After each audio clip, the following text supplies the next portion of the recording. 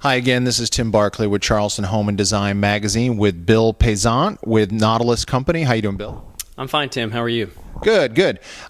We part of the video that you just saw was focused on what happens before the Nautilus company issues a report for their home maintenance side of their business. And Bill, you've taken the photographs, you've taken the observations from your inspection, and you've come up with a report. And this is a kind of a typical report that you might give to a homeowner that's looking to employ you for your services at the Nautilus company, correct? That's correct, Tim. You know, for the video purposes, we did sort of an amended inspection and an amended report. So that's what I've done here. It's more of a systems type report. And what we call this is our findings report. We've gone through the house, we've inspected the house thoroughly, and now we're coming back to the owner and telling him what we've found. If there are any deficiencies, and there weren't many in this house, which I didn't expect because it's fairly new, but we do find them in other houses. So we'll report what we see as deficiencies and items that we really feel need to be taken care of immediately, and then some other less important issues. And then from there, we put into the recommendation side of what should be done to maintain the house to stay up to a high level of standard and basically return the value to the owners through a home that performs well, is comfortable, healthy, and a good environment for them to live in. Okay, well let's get right into the report. Give me kind of a general idea what is typically covered in your findings report. Well, what we usually do is we, of course, have a cover page that describes what's in the report, and it also will go over pretty much what we're proposing to do for the customer. And, of course, that's based on the discussions that we've had previously, specifically things we found in the inspection, and a few of our expertise items that we're going to put out there that we feel the owner should be aware of and hopefully take care of. So that's all covered in the cover page here. Then we have the next page right here is a table that shows our preventative maintenance schedule. And this is really just a quick sort of bullet point table that's easy on the eye to see what should be done monthly, quarterly, semi-annually, and annually based on what we found in the house, the systems that they have here, and really in order to maintain the house properly. After that, we have the actual report, and again, this one is more of a systems type report. We looked at HVAC, plumbing, electrical, roof, and a few other things that we found along the way. But you'll notice if you've bought and sold homes before, it's very similar to a home inspection report. Yeah, I kind of noticed that. And if this was an absentee owner situation, what about the report would be different? Good question. Thanks for asking that. Again, this report, we're assuming that the owners live in the house. So what we've done is we've created a report and a schedule based on a more quarterly basis. So coming in the house quarterly, seeing what's changed since we were here last. For an absentee owner, on the other hand, they may require a little bit more care for the home since they're not here, which at a minimum, we like to come in twice a month. Just in case something's hit the roof or a window, there's a leak in the house, things can happen, rodents can get in, you never know. So we like to come in and stop problems before they get too far along, which is why we do it at a minimum every 2 weeks. But we put them more on a monthly program in general so that we're looking after the house much more closely. Okay. You'll see that in that, going back to the quarterly concept with somebody that lives in the house is, yeah, there are things that should be done monthly, but we expect people that are going to live in the house are more likely to say, hey, you know what, we can handle a couple of these things, and most of the monthly things are easy, things like testing GFI outlets or your smoke detectors and things like that. But even so, when we come through on a quarterly basis, we'll go back and hit all those things that we said should be done monthly.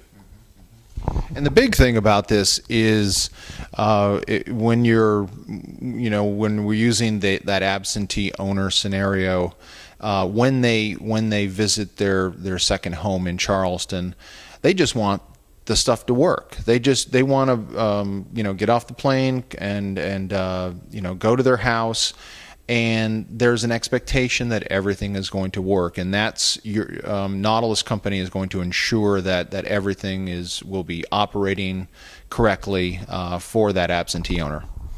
That's our goal, and actually, to put simply, no matter who the owner is, absentee or somebody who lives here full time, our real goal is to help our customers save time, allow them to relax, and enjoy living in their homes.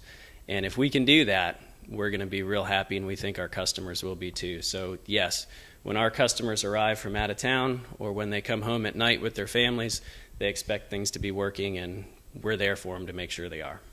Good deal. Anything else you'd like to add? The one other piece that I'd like to add is that we do offer a concierge service as well. This is usually accepted more by the absentee owners, and we cater to them coming into town to use their house a little bit more like a hotel. So they can contact us ahead of time. We can make sure that the house is at the temperature they like, the pool's on, the spa's on potentially, the fridge is full of whatever food they want, the bar's stocked, we'll do the maid service and everything else. So, and then when they leave, we'll come in and make sure it's all cleaned up and all the linens are done and everything's taken care of for them. And are those kinds of concierge services sort of a la carte, where they can pick and choose the things that are important to those homeowners? Absolutely. We do it on an a la carte basis, and really whatever they like, we'll try to accommodate them. We'll make the dinner reservations. You want to go sport fishing, golfing, tea times, we'll try to handle it so they can come into town, relax, enjoy their vacation in their house. How do you create that trust with that absentee homeowner? In other words, what types of systems do you have in place as far as the people that work for Nautilus company, so that your customers have complete trust in Nautilus? That's a great question, and it's something that I've personally worked really hard on, is a real system-based business. We realize that consistency is critical in this business, and so as a result, whenever we go into a house, our inspection team that's going in or our service team that's going in, they have a checklist of items that has to be completed when they walk in before they can come back out. They've got to turn that report in, and the best part is we show those reports to the owner. When we send a bill at the end of the month or the end of the quarter, depending on what's happening, they'll get the bill from us, but along with that will be the report on everything that's happened in the house, from the maintenance to the findings and to things that we perceive needing to be done in the future. That's great. What about the Nautilus staff? Do you do any kind of background checks, or how do you convey that trust in the Nautilus staff to your customers? Absolutely. For all employees, we do background checks to make sure that there's nothing sketchy there, because obviously we're sending people into other people's homes. We also are bonded, so that if, in the rare case, anything went missing from the house, we have that part covered as well. The harder part comes with the subcontractors that, of course, have to come in from time to time too, but one of our people will be there during those times at all times, so that we're covered that way as well. That's great. And this is really the costs associated with having the Nautilus company do these services is really an investment that homeowners can expect to get back when they go to sell their house, instead of just letting their house sit there and do that. What's the term? Delayed maintenance, or what? You're doing these things now so that it's something that you don't have to worry about necessarily having to make these changes and improvements when and if you decide to sell. Definitely, and one of the things that we realize is value. We have to show a good value to our customers, and there are really two main ways. One is the tangible side that we all know is the actual maintenance of the house and the upkeep, and making sure that when the time does come to sell it, that it's the best it can be. And most people have heard of a Carfax report. We can do that, sort of a home fax report, when they go to sell their house, because everything will have been documented. We can spit out the report that says exactly when things occurred, what problems there may have been, how they were fixed, and when. And so that's really good to hand off to a real estate agent. So that's the first part of the value. The other part is the intangible value, which is really hard to put your finger on, but it's the peace of mind that we give people.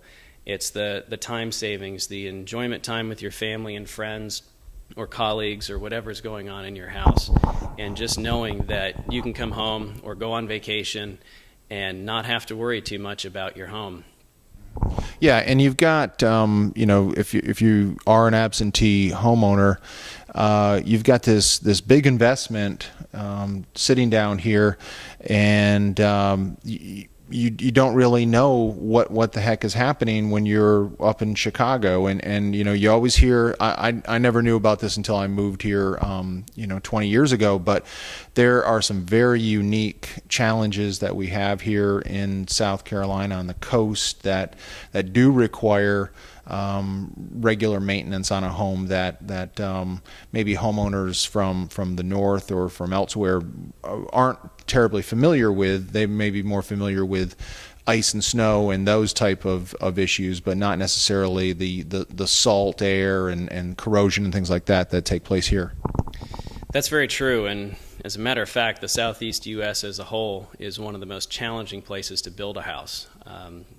The humidity levels, the moisture, the pressure differences we get out on the beaches, hurricanes, earthquakes. Can't do much about those, I guess.